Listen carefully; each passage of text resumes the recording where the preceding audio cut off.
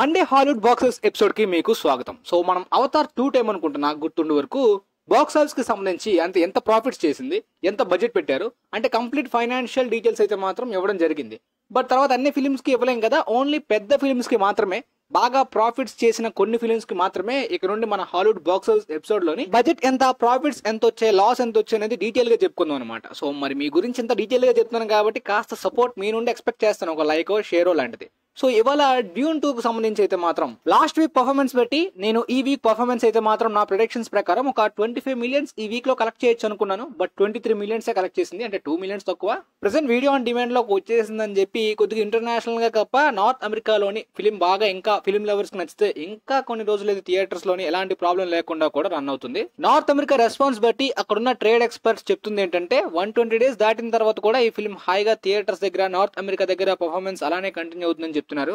అయితే ఈ film box office దగ్గర ప్రాఫిట్స్ ఎంత చేస్తుందో ఇప్పుడు క్లియర్ గా తెలుసుకుందాం. 684 మిలియన్స్ ఇప్పటిదాకా వరల్డ్ వైడ్ గా కలెక్ట్ చేసింది. ఓన్లీ లాస్ట్ వీక్ లోనే 23 మిలియన్స్ దాటి కలెక్ట్ చేసింది. ఇంకా రన్నింగ్ కంటిన్యూ అవుతుంది. బట్ రన్నింగ్ కంటిన్యూ అవుతున్నప్పుడే మనం ప్రాఫిట్స్ గురించి తెలుసుకుందాం. ఇక డొమెస్టిక్ డ్రాస్ అయితే మాత్రం ఓన్లీ నార్త్ అమెరికాలోనే 272.1 మిలియన్స్ కలెక్ట్ చేసుకుంది వాళ్ళ హోమ్ కంట్రీలోనే. సో ఇప్పుడు ఈ నార్త్ అమెరికాలోని tax and theatrical rent cut చేస్తే వచ్చిన ప్రాఫిట్స్ 163.2 మిలియన్స్ అనేవి ప్రాఫిట్స్ అనమాట. నార్త్ అమెరికాలోని వాళ్ళ హోమ్ కంట్రీలో ట్యాక్స్ తక్కువగా ఉంటుంది, ఇంటర్నేషనల్ కంట్రీలో వాళ్ళు ట్యాక్స్ ఎక్కువ పే చేయాలి. ఇంటర్నేషనల్ గా ఫిలిం 411.9 మిలియన్స్ కలెక్ట్ చేసింది, కానీ ఇంటర్నేషనల్ గా ట్యాక్స్ ఎక్కువ కట్ అవుతుంది అనమాట. సో ఆ ట్యాక్స్ థియేట్రికల్ రెంట్స్ అంతా కట్టేసిన తర్వాత ఇంటర్నేషనల్ గా మిగిలిన ప్రాఫిట్స్ అయితే 164.76 మిలియన్స్ ప్రాఫిట్స్ అనమాట. చూసారా, నార్త్ అమెరికా కాకుండా ఇంటర్నేషనల్ గా చాలా ఎక్కువ కలెక్షన్స్ గ్రాస్ కనిపించింది. కాకపోతే అక్కడ ట్యాక్స్ ఎక్కువ పే చేయడం వలన వచ్చిన ప్రాఫిట్స్ మాత్రం ఈక్వలే. అంటే డొమెస్టిక్ గానే మనకి ఎక్కువ కలెక్షన్స్ వస్తే వాళ్ళ ఫిల్మ్స్ ఎక్కువ సేఫ్ అవుతాయి అనమాట.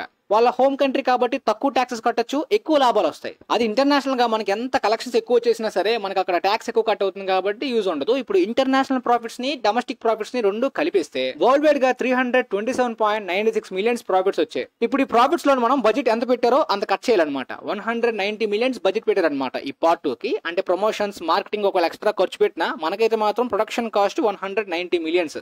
ఆ ప్రొడక్షన్ కాస్ట్ తీసేస్తే ఇక వచ్చిన ప్రాఫిట్స్ అయితే 137.96 మిలియన్స్ అనమాట ఈ ఫిల్మ్ కి వచ్చిన ప్రాఫిట్స్. ఇప్పుడు ఇది మాత్రమే కాకుండా ఫిల్మ్ కి ఓటీటీ రైట్స్ ఉంటాయి. అంటే ఓ ఫిల్మ్ ని ఓటీటీకి స్ట్రీమింగ్ రైట్స్ ఎక్కువ డబ్బులు అమ్ముతారు. దాంతో పాటు వీడియో ఆన్ డిమాండ్ కి కూడా అమ్ముతారు. అంటే ఫిల్మ్ ని రెంట్స్ లో చూసుకున్న వాళ్ళ నుండి కూడా డబ్బులు వస్తాయి, ఓటీటీ నుండి డబ్బులు వస్తాయి, అండ్ శాటిలైట్ నుండి డబ్బులు వస్తాయి. ఆ కలెక్షన్స్ ఇక్కడ మనం మాట్లాడక్కర్లేదు, ఎందుకంటే మనం ఓన్లీ థియేట్రికల్ ప్రాఫిట్స్ గురించి మాత్రమే మాట్లాడుతున్నాం అనమాట. సో అందుకనే ఆ ప్రమోషన్స్, మార్కెటింగ్ కి ఖర్చు పెట్టిన డబ్బుల గురించి మాట్లాడలే, ఓన్లీ ప్రొడక్షన్ కాస్ట్ బడ్జెట్ మాత్రమే చెప్పాను.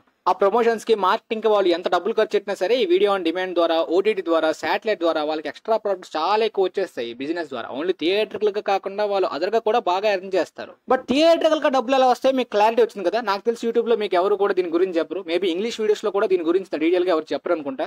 అదే హాలీవుడ్ బాక్స్ ఆఫీస్ గురించి. సో ఇప్పుడు కుంఫు పాండా 4th పార్ట్ ఎలా పర్ఫార్మ్ చేసిందో చూద్దాం. నేను ప్రీవియస్ వీక్ లో ప్రిడిక్ట్ చేసింది మళ్ళీ కరెక్ట్ అయింది. ఆల్మోస్ట్ ఈ వీక్ లోనే ఈ ఫిలిం 43 మిలియన్స్ కలెక్ట్ చేసుకుంది అనమాట. ఇప్పటిదాకా 453 మిలియన్స్ వరల్డ్ వైడ్ గా ఈ ఫిలిం కలెక్ట్ చేసింది. సో ఫైనల్ రన్ లోని ఆ 500 బిలియన్ 500 మిలియన్ మార్క్ ని టచ్ చేసే ఛాన్స్ చాలా ఎక్కువగా ఇంకా ఉంది ఫిలిం కి. ఇక నార్త్ అమెరికా డొమెస్టిక్ మార్కెట్స్ లోని 173.7 మిలియన్స్ కలెక్ట్ చేసింది. అక్కడ taxes and theatrical rents cut చేసిన తర్వాత వచ్చిన ప్రాఫిట్స్ అయితే 104.22 మిలియన్స్ కలెక్ట్ చేసింది. ఇక ఇంటర్నేషనల్ గా ఓవర్సీస్ మార్కెట్స్ లోని 279.3 మిలియన్స్ కలెక్ట్ చేసింది. ఓవర్సీస్ లోని ట్యాక్స్ అండ్ థియేట్రికల్ రెంట్స్ అంతా కట్ చేసిన తర్వాత మిగిలిన ఓవర్సీస్ ప్రాఫిట్స్ అయితే 111.72 మిలియన్స్ కలెక్ట్ చేసుకుంది. ఇక వరల్డ్ వైడ్ ప్రాఫిట్స్ అయితే మాత్రం మొత్తం కలుపుకుని 215.94 మిలియన్స్ కలెక్ట్ చేసుకుంది థియేట్రికల్ ప్రాఫిట్స్. సో ఇందులో బడ్జెట్ ని ఆ 95 మిలియన్స్ బడ్జెట్ ని తీసేస్తే, అంటే యాక్చువల్ గా ప్రొడక్షన్ బడ్జెట్ అనేది 85 మిలియన్స్ అన్నారు, బట్ తర్వాత అంతా క్యాల్కులేట్ చేసుకుని 95 మిలియన్స్ 100 మిలియన్స్ దగ్గర వరకు అన్నారు యాక్చువల్ గా చెప్పాలంటే. అంటే ప్రమోషనల్, మార్కెటింగ్ కాస్ట్ ఏమీ కూడా లేకుండానే. పోనీ ఆ 95 మిలియన్స్ కట్ చేస్తే వచ్చిన ప్రాఫిట్స్ 120.95 మిలియన్స్ అనమాట. మన ఇండియన్ కరెన్సీలో చూసుకుంటే 1000 కోట్ల వరకు ప్రాఫిట్స్. అంటే ఇంకా కంటిన్యూ అవుతుంది కాబట్టి ఇంకా ఎక్కువ రావచ్చు, ఓన్లీ థియేట్రికల్ గా మాత్రమే.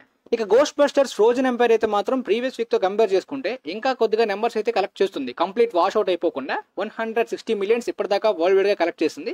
సో ఇక నార్త్ అమెరికా, ఇంటర్నేషనల్ సెపరేట్ చేయకుండా ఇది నార్మల్ ఫిల్మ్ కాబట్టి వరల్డ్ వైడ్ గా ట్యాక్సెస్, థియేట్రికల్ రెంట్స్ తీసేసి వరల్డ్ వైడ్ ప్రాఫిట్స్ అయితే 83.4 మిలియన్స్ కలెక్ట్ చేసుకుంది. ప్రాఫిట్స్ మొత్తం ట్యాక్సెస్, రెంట్స్ అన్ని తీసుకుని వరల్డ్ వైడ్ గా 83.4 మిలియన్స్. అయితే ఈ ఫిలిం బడ్జెట్ అనేది 110 మిలియన్స్ ప్రొడక్షన్ కాస్ట్ అనమాట. మార్కెటింగ్ తీసేస్తే ఓన్లీ ప్రొడక్షన్ కాస్టే 110 మిలియన్స్.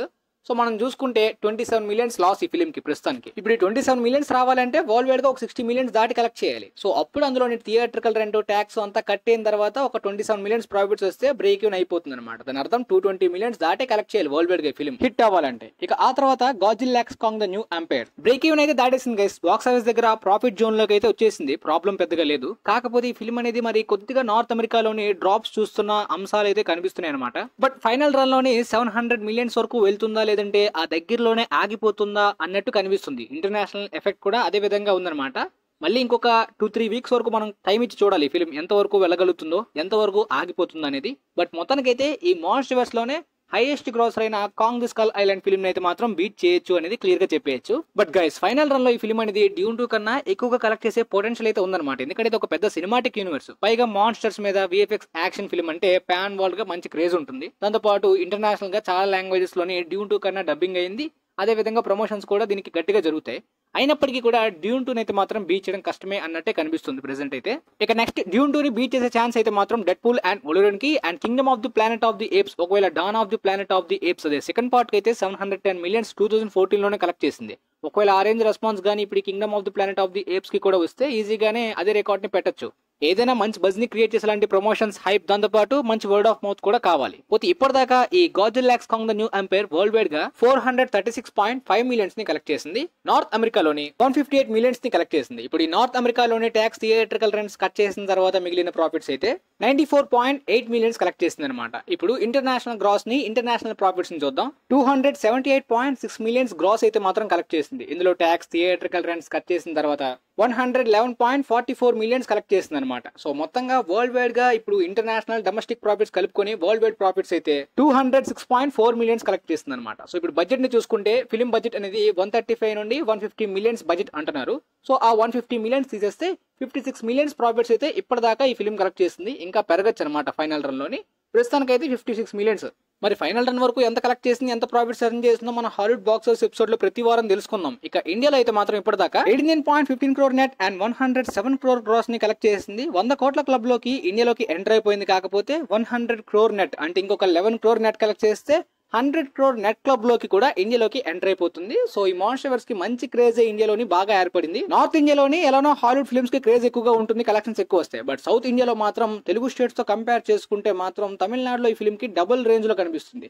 ఎగ్జాంపుల్ గా తెలుగులో 20 కోట్లు వస్తే తమిళనాడులో 40 crores రేంజ్ అంటే డబుల్ రేంజ్ గ్రాస్ గానీ క్రేజ్ గానీ ఈ Godzilla x Kong the new empire కి రీసెంట్ టైమ్స్ లో కనిపిస్తుంది. ఇక దేవ్ పటేల్ మంకీ మ్యాన్ అయితే మాత్రం డీసెంట్ గా పర్ఫామ్ చేస్తుంది. మరి అంత సెన్సేషనల్ గా లేదంటే మరి అంత పెద్ద బ్లాక్ బస్టర్ గా కాకుండా పర్లేదు వెళ్తుంది. ఇంకొక 3 మిలియన్స్ దాటితే బ్రేక్ ఈవెన్ టార్గెట్ అయితే అచీవ్ చేసుకోగలుగుతుంది. కాకపోతే పెద్ద నెంబర్స్ రిజర్వ్డ్ అనుకున్నారు ఆ రెస్పాన్స్ కి, ఆ ఊపుకి. బట్ అంతగా కనిపించట్లేదు. వరల్డ్ వైడ్ గా అయితే మాత్రం 22.8 మిలియన్స్ కలెక్ట్ చేసుకుంది. ఇప్పుడు ఈ వరల్డ్ వైడ్ గా టాక్సెస్, థియేట్రికల్ రెంట్స్ అన్ని తీసేస్తే 12 మిలియన్స్ ప్రాఫిట్స్ వచ్చిందనమాట. కాకపోతే ఈ ఫిల్మ్ బడ్జెట్ అనేది 13.5 మిలియన్స్. ఇంకొక 1.5 మిలియన్ ప్రాఫిట్స్ వస్తే ఈ ఫిల్మ్ సేఫ్ అయిపోతుంది అనమాట. బట్ ఆ 1.5 మిలియన్ ప్రాఫిట్ రావాలంటే మినిమం 3 మిలియన్ గ్రాస్ అయితే మాత్రం వరల్డ్ వైడ్ గా రావాలి. అప్పుడు అక్కడ ట్యాక్సెస్ కానీ థియేట్రికల్ రెంట్ అంతా కట్ అయ్యి ఆ 1.5 మిలియన్ అంటే 0.5% అనేది జస్ట్ ప్రిడిక్షన్స్ అనమాట. బట్ ఓటీటీకి రావాల్సిన ఫిల్మ్ ని థియేటర్స్ వరకు రప్పించారు. ఎంతో కొంత మెల్లిగా సేఫ్ అయినా కూడా పర్లేదు. కాకపోతే నార్త్ అమెరికాలోని సెకండ్ వీకెండ్ లోని కొద్దిగా డ్రాప్ ని చూసింది అనమాట. మరి చూద్దాం ఫైనల్ రన్ ఎంత వరకు వెళ్తుందో. బట్ మన ఇండియాలో రిలీజ్ అయితే లేకపోవచ్చు. మరి మనం అనుకున్నట్టే మొన్న ప్రీవియస్ వీక్ లో చెప్పాను ఎందుకు ఇండియాలో రిలీజ్ లేదు అనే దాని గురించి. అండ్ ఇండియాలో ఓటీటీలో కూడా April 23rd చూసేయచ్చు. అంటే డైరెక్ట్ ఓటీటీ కాదు, వీడియో ఆన్ డిమాండ్. మీరు అమెజాన్ ప్రైమ్ లోనో, బుక్ మై షోలోనో రెంట్ తీసుకొని చూడొచ్చు అనమాట. ఇక ద ఫస్ట్ ఓమెన్ అయితే మాత్రం పర్లేదు. కాకపోతే ప్రీవియస్ గా ఆ 1976 లో వచ్చిన ద ఓమెన్ ఫిలిం అంత ఇంపాక్ట్ అయితే మాత్రం ప్రెజెంట్ జనరేషన్ లో ఈ ఫిలిమ్స్ క్రియేట్ చేయలేకపోతున్నాయి. అదొక యూనిక్ హారర్ ఫిల్మ్ అనమాట అప్పట్లోని. బట్ ఇప్పట్లో దీనికి పాజిటివ్ రివ్యూస్ వచ్చినప్పటికీ బాక్స్ ఆఫీస్ దగ్గర డీసెంట్ గా వెళ్తుంది. ఇది సరిపోదు. ఇప్పటిదాకా వరల్డ్ వైడ్ గా 35.4 మిలియన్ గ్రాస్ ని కలెక్ట్ చేసుకుంది. టాక్సెస్, థియేట్రికల్ రెంట్స్ తీసేస్తే వరల్డ్ వైడ్ గా 17.08 మిలియన్స్ ప్రాఫిట్స్ వచ్చాయన్నమాట. బట్ ఈ ఫిలిం బడ్జెట్ 30 మిలియన్స్.